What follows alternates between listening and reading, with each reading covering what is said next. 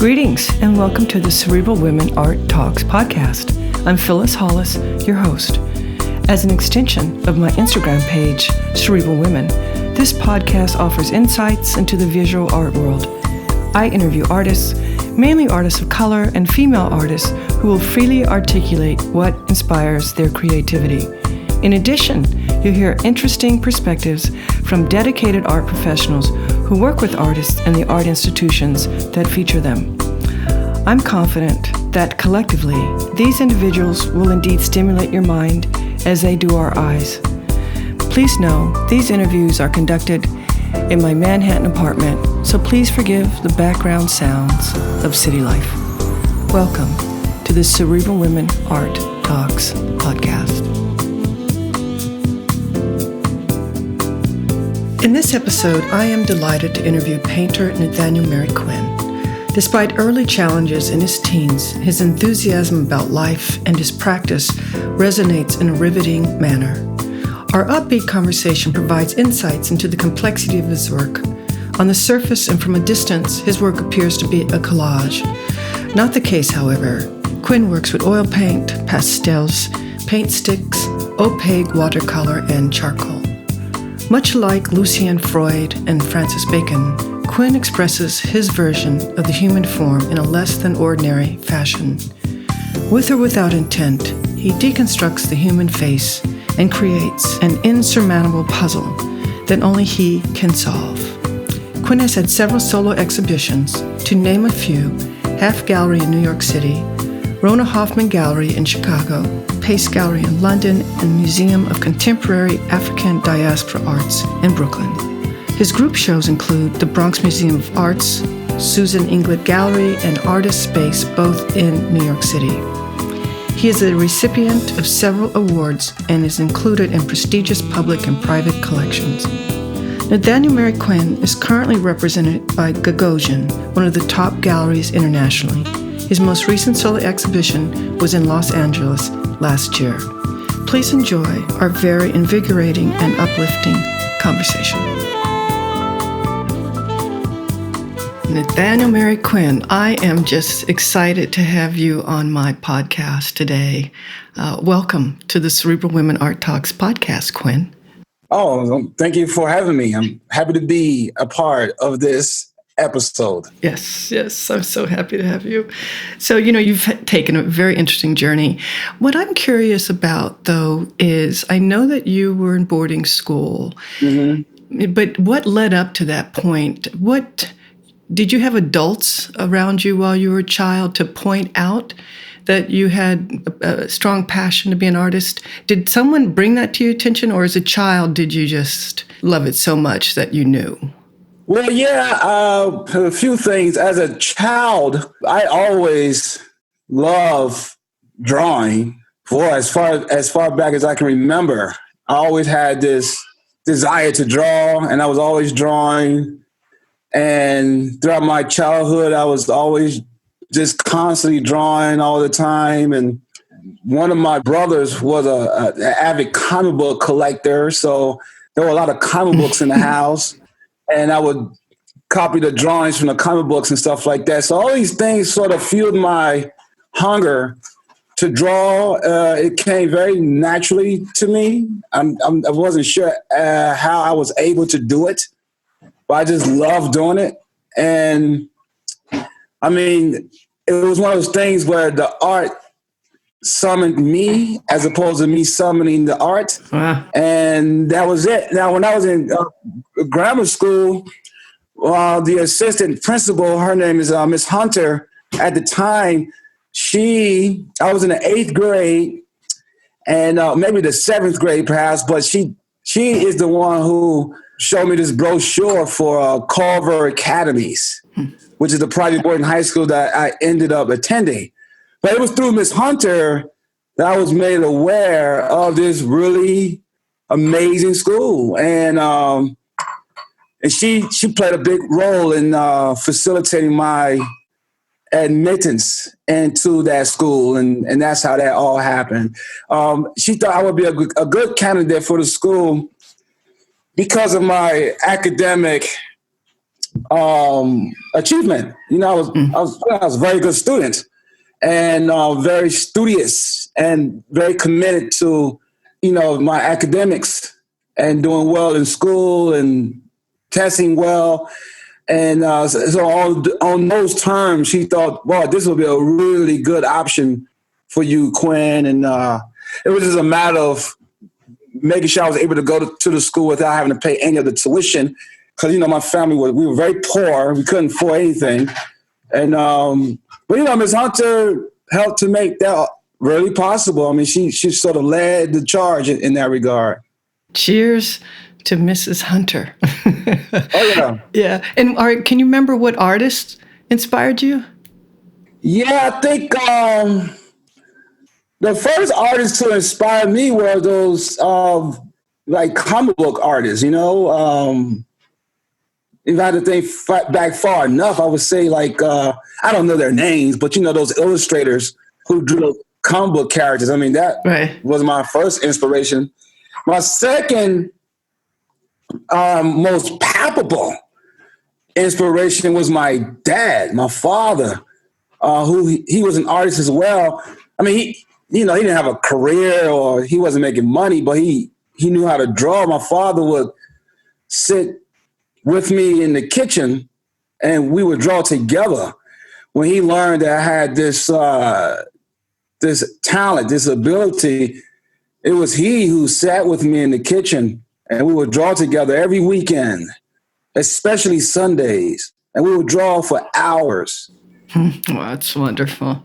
Yeah. But it wasn't until I got into like, when I went to high school at Culver, that's when I was, introduced to other fine artists, from the Impressionist period. And then I went to college, of course, and I, learned more and more was reading about other artists. And, I found myself being inspired by, like Lucian Freud or Jim Dines, a big inspiration for me because he's a great, drafts person and, so on and so forth from there, And you're ambidextrous, right? Yes. And so when did you pick up on that? Did you start out as a lefty or a righty? I started out as a right hand, but something, I think I always felt that I could draw with my left hand. I just always felt that. Mm-hmm. Although I never really tried it, but I just had a sense that I could do it. And then at some point in my life, I did try it, and I was right. I was able to draw with. Now I'm stronger in my right hand than my left hand, of course, but I can draw with both hands. And the more I do it, the more proficient I become at doing it. And that was, I think that's something that came upon me maybe, I don't know, somewhere in college or something like that when I went to Wabash College. I mean, that was a thing that like I started doing more as a little game and, a little treat to people because people are always like, kind of blown away by it. And, then I stopped for a long time. And then it wasn't until like recently I started doing it again. I started making those performance drawings. I make those drawings with both my left and right hand working at the same time. Yeah, I saw it. It's very interesting. It's interesting. I love your body of work. I love the fact that you provide all of these faces for us to look at. And there's so many layers to them. In your subconscious mind, do you know if any of those draw on memories from times past? Yeah, they do. They really do. I don't realize the memories until after the work's complete. Yeah, interesting. And then the works tell me what they are about. That's the way I work now, especially because the art is an avenue through which you can bring into existence a subconscious atmosphere that might not be at the forefront of your mind. And I think that if you lean into that, which means that you have to be present and in a state of being, then that which resides within you will flow through you within the context of labor and work and creating. And you find that many of those things that are being produced visually before you happen to be things that you continue to live with, although you may not be consciously aware that you continue to live with these memories and these thoughts and these feelings, even those from your past. Better than going to a therapist. I wouldn't make that argument. I went to therapy myself for 5 years, so I think going to therapy is what helped me to more effectively understand the power of being present. I read a lot of literature on this topic as well, and being a full human being, being fulfilled, being fully realized. And now what that means is that you have to, as a person, as a human, it's not quite possible to be fully realized or at least pursue that without also confronting your fears and your insecurities and your doubts and your shortcomings, whatever other inadequacies you feel may be the case for you. And you have to confront that. And then you have to accept it. You have to embrace it. And then that's how you begin the journey of being a fully realized human being. Yeah, it's beautiful. Thank you for sharing that. So when you create work, do you think of who your audience is? And I ask that because I was happy when I bumped into Pam Joyner at an exhibit. Yeah. And she mentioned to me that she added you to her collection, which is basically a huge and impressive collection of abstract art. Right. So when you create art, do you think of who your audience is? No, I do not think. I don't think about a particular audience. There is no audience. An audience will be formed for your work. It's not really possible to create work for an audience, especially when it comes to art, because it's not possible to fulfill the fantasies or desires of a collective subjective perception. That's not possible. So it doesn't make much sense trying to make work for any given audience. As an artist, I focus only on what is happening in my studio, what's happening in the midst of working. That's it. I am the only audience. That's it. Just me.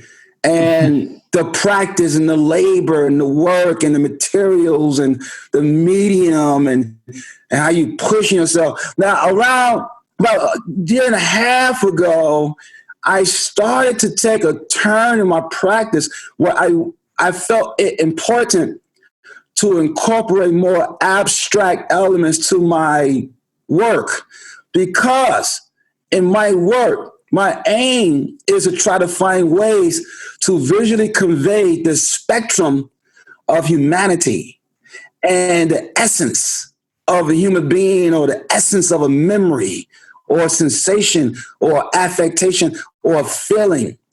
And so my early works, there's sort of the synthesis of various shapes and forms coming together, in which case I try to find ways to create harmony amongst these moving, asymmetrical parts that come together to form a face.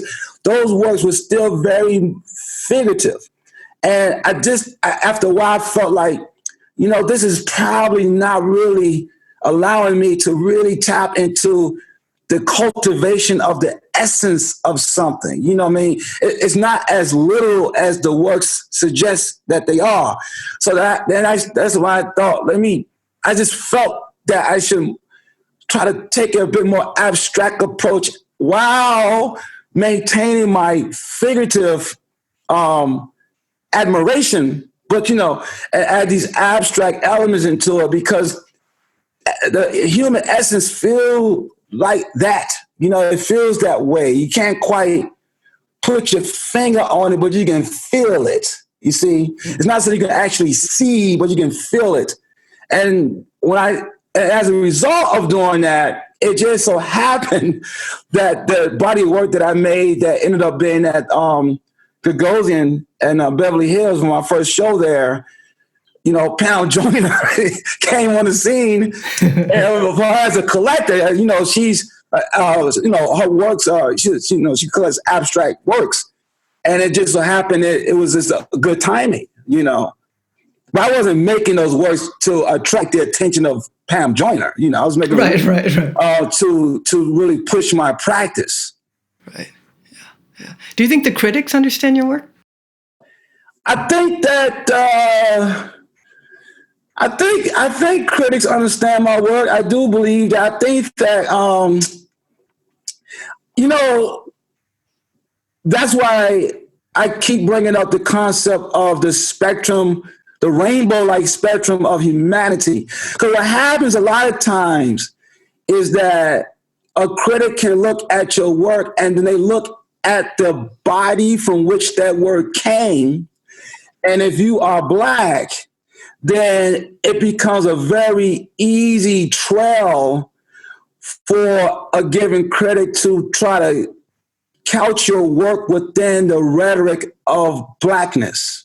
And I think that move does a grave disservice to the critic, him or herself, because it disallows them from enjoying the full capacity of the work that's before them, So I think in many cases, the critics understand, or they get it, But I think there are cases where that conversation comes into the picture, and, African American art, and then right away that it removes you from being able to recognize the full impact of what you're looking at, Like, I am a fan of Lucian Freud. I love Lucian Freud's work. And he was a British, one of the greatest, in my opinion, one of the greatest figurative painters ever walked the face of the earth. I look at his technique and the way he approaches painting, and I don't allow his whiteness to influence my perception of the work. I just look at the way he dealt with the material, But if I were to just write him off as a white artist, then it disallows me from really enjoying the full scope of his paintings, But do you think viewers are capable of looking at work objectively in general? Yeah. I mean, viewers are capable of looking at works objectively, of course. It just requires great courage to do it. Mm-hmm. And most people are not willing to muster up the courage to do it. So getting back to your figurative work, are there themes that connect the work? Yeah. Always like the sort of exploration of human identity. That's a theme that permeates all of my work. Family, memories from my past, reflections of contemporary culture, particularly my neighbors in my neighborhood here in Brooklyn, my doubts and insecurities, my fears. Those are many of the themes that continue to play a big part in my work, and just being present and finding ways to push the materials with which I work. See, the way I work with my materials is that the materials and I are in a state of collaboration. You see, so the soft pastels and the black charcoal and the oil paint and the paint sticks, we are collaborating with each other. Because I understand that I and my materials share the same origin. We both come from the earth, and to the earth we both shall return. So we both share elements together. I'm not superior to my materials, and my materials are not superior to me. We are on the same page. And so there's a conversation that happens with my materials. I'm trying to figure out the best way to make love to my materials, to be kind to my material. You know what I mean? Like, and what can you do? What's the best way I can respect you, pastel? What's the best way I can respect you, charcoal? Show me the way. You see what I'm saying? Because I have tremendous respect for you. Show me the way. And that's how I approach my practice. But, you have to really be in a present-like state to operate and move in that way, And that's how I work. That's how I work. And you go into this space, this zone, man, just everything dissipates around you. The walls disappear. The world fades away into the background. And there's just you and your materials and what you're making. And there's another person in that room. And the other person is you, that other side of you, that is telling you that you're not good enough, that you're not worthy enough, that you can't do it, that you're not that good, that doubt. That person is always with you as well. See, in the studio, you realize you're only competing against yourself. That's it. You are your own worst enemy. That's it. Just you. As I listen to you talk, you remind me of conversations I've had with a couple other artists recently who don't have access to their studios. During this time, you're so fortunate. I am very fortunate. Oh yeah, I'm aware of that. I know some artists right now who, yeah, you're right. They do not have access to their studios. Yeah. Because, the studios may be in a location that's closed down because of the pandemic and stuff. And it's, it can be, you can possibly compromise your health. And, we don't want that. But I am very fortunate that my studio is where I live. You are absolutely right. Right. No subway, just, you're right there. Yeah, that's correct. I wake up, I take a walk with my wife. We come back home. I exercise and I get to work. And then my studio is right, downstairs on the first floor. We have a 2-family house, but my studio is the whole first floor. Yeah, it's wonderful. So how do you think this virus will affect us over the next year? Well, that's a good question. I've been thinking about that quite a bit. I mean, I mean, it's going to change the way that we interact with each other as a human species, for sure. Because it's quite scary. It feels like an alien invasion, right? It is. And it's a novel virus. We don't have an immunity to it. Although, according to Dr. Fauci, 25% of people get infected show no symptoms. They don't get sick. So that is proof that immune systems are capable of fighting off the virus for sure. Otherwise, I believe the death rate would be exceedingly higher than what it is now. But I think it's going to change the way that we interact with each other. I hope that it makes a tremendous impact on the national healthcare system. I don't think that one's healthcare should be attached to their job. I think that every American should have healthcare access, job or not. I think that should be just a thing that is part of the fabric of American culture.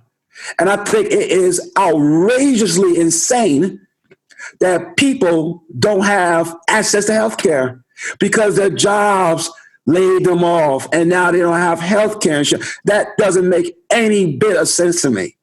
But that's the first thing I would say. Absolutely. I think another impact it ought to have is that going forward, seeing how social distancing and quarantine had great benefits for the earth, for the rivers and the lakes and the atmosphere and the drop in CO2 levels. I think this is something we should do every year. I think we should shut down as a planet 2 months a year and give the earth a break. That's something we should do. And it should not be driven by just pure profits and a capitalistic drive to constantly work. I think we owe that to ourselves as a human species, to take stock in the gratitude of our lives and to show great appreciation and love for the planet upon which we live. I think that's very important. I think that's something that should happen from here on out. Yeah, I agree. Yeah, it's nice to see that you can see through the water in Venice and the pink flamingo or, taking over some areas. It's great. And I think, and that doesn't mean that twice 2 months out the year that the economy and stuff has to come to a complete halt. You know what I mean? It just means that, hey, 2 months out the year, everybody works from home now. Let's do Zoom, give ourselves a break, and shut some of these factories down or whatever, and slow down driving the cars for 2 months. Let's pour back, and this is great. It's a healthy thing to do. It's a great idea, and we'll see what happens. It's, we live in such a capitalistic society. So this has been a great conversation. So I'm going to ask you our last question, and that is, after hearing you voice your opinion on COVID, I think this is timely. It'd be great if more artists did have a strong voice in that regard. So what do you feel your role is as an artist? That is a very good question. I think about that from time to time. Well, listen, it's not as though I have a definitive answer because there are so many moving parts. Okay, look, just as a pure artist, I feel that my role is to just create work, to create. Just to create. That's it. Nothing more, nothing less. Just create for any artist at any level, at any given kind of career, no matter what it is. If you are an artist and you like making art, painting, sculpture, performance art, video art, whatever the case may be, you ought to just create because you are living out your human capacity given to you by a mystical force. I mean, it could be God or Allah or whatever, the universe, and whatever you believe in. It is a beautiful capacity that you possess that you ought to share with the world because it's beautiful and it brings light into the world. It highlights facets of culture, of society, of history, of people, of experiences, all of that stuff. I mean, it's beautiful. That's any given art form. Comedian, stand-up comedy, or films, TV shows, sports, music, all of that's beautiful. I think that's the first, the foremost role of any given artist. Now, if you're in the art world, you have a career, I think the first point I just made should they more fervently stand its grounds,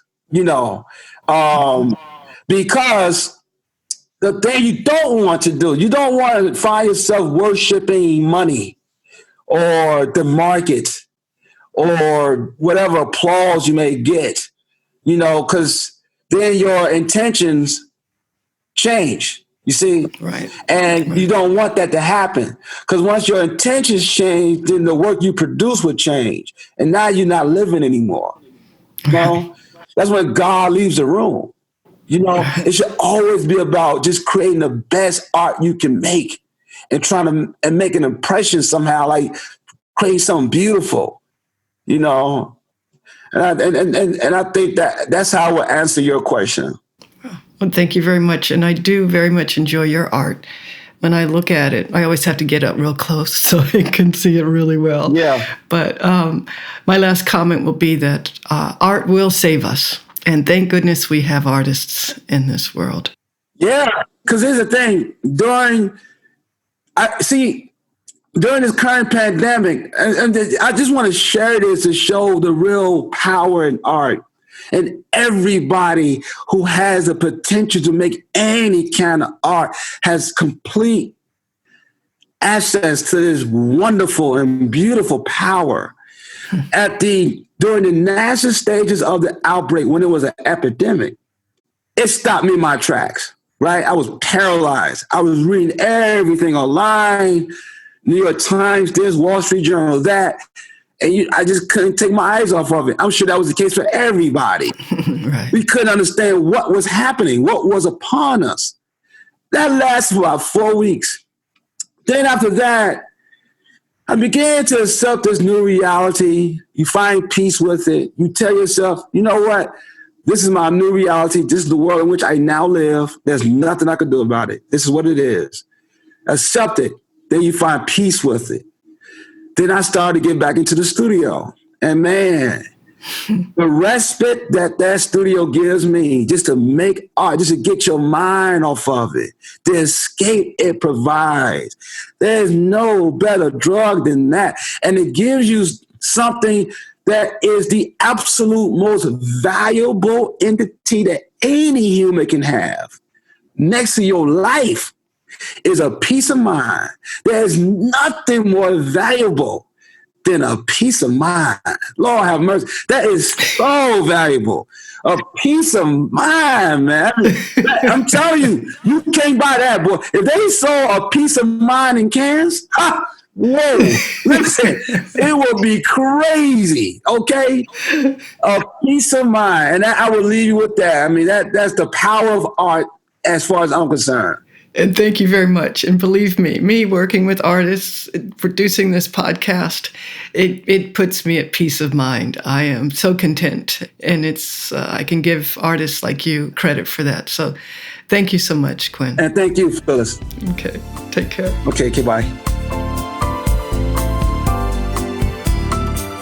Thank you for listening to Cerebral Women Art Talks podcast. For additional content, please visit cerebralwomen.com and be sure to follow Cerebral Women on Instagram.